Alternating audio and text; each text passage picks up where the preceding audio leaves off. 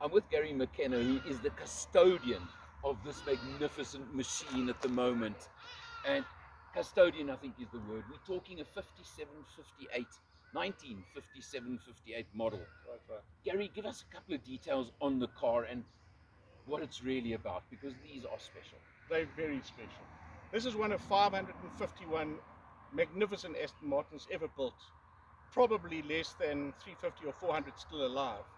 It's an Aston Martin DB2 stroke 4 Mark 3, finished in magnificent British racing green with grey leather interior.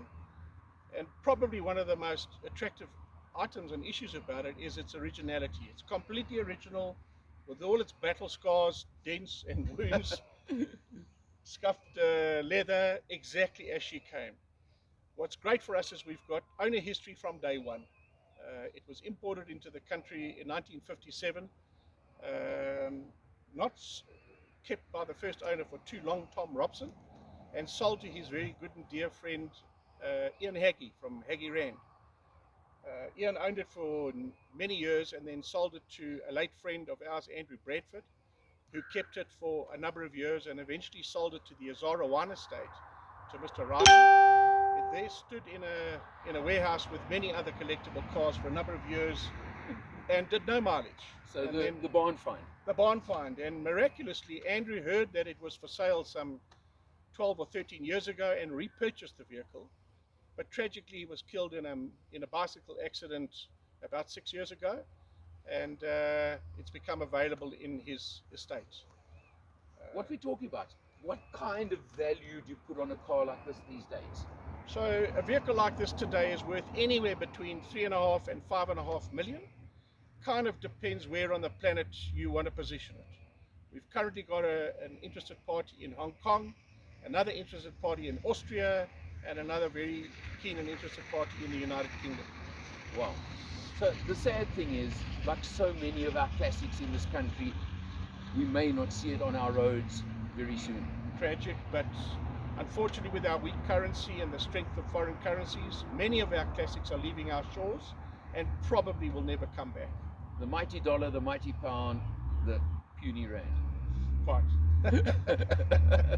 And this, I mean, come on, it's unreal. It's crazy. Truly magnificent. Yeah, Gary, the little drive we've done, I mean, it's a different world. It is in a world that is just so removed from what you can get today, and you can't compare. But It's you so can't. different. Someone this morning asked me if this was a James Bond car, and I said it's before James Bond. Correct. Well, he was the DB4. Correct. Yeah. So yeah. This is prior to that period. Yeah. But it's, Close though. It's Close. very much a James Bond car, yes. Oh, I tell you, what a privilege, what a pleasure, and an honor. Thanks so much. Thank you, Alan. Thanks for featuring it. We're going to do more of these together. We will.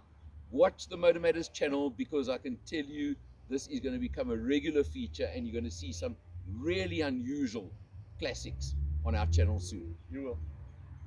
Thank you. Okay. Sorted. All right. How was that? Also, Sure. Thanks, Nico. Can we do a few photographs? Of course. You want that bonnet tight and close, or? sorry, just give me a sec. Sorry, Oh, what was- it's still running. You can just hear the engine sound. I know it's noisy. I know my sound is not going to be great here, but that's not the point. No. Because they didn't have sound deadening. They didn't have all those things back in 1958 when this car was built, first of all. And secondly, you want to hear this engine. You want to know about this engine when it goes. I'm gonna call And you back now. that is what's so important. I'm with Gary over here. Gary, 1958, right? Aston Martin DB2 5758 DB2 stroke 4 Mark 3. Mark III. What engine are we sitting on here? We're in a 6-cylinder twin overhead cam, magnificent Aston Martin motor. Here's Wow, a just beautiful listen sound. to that. And just feel the whole car rocking a little bit while you do it. And here we go. Come on.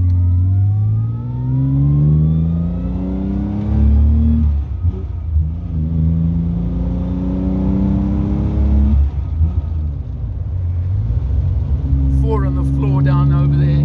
They're beautiful. What a magnificent.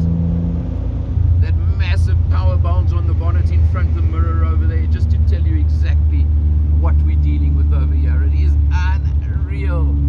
Beautiful analog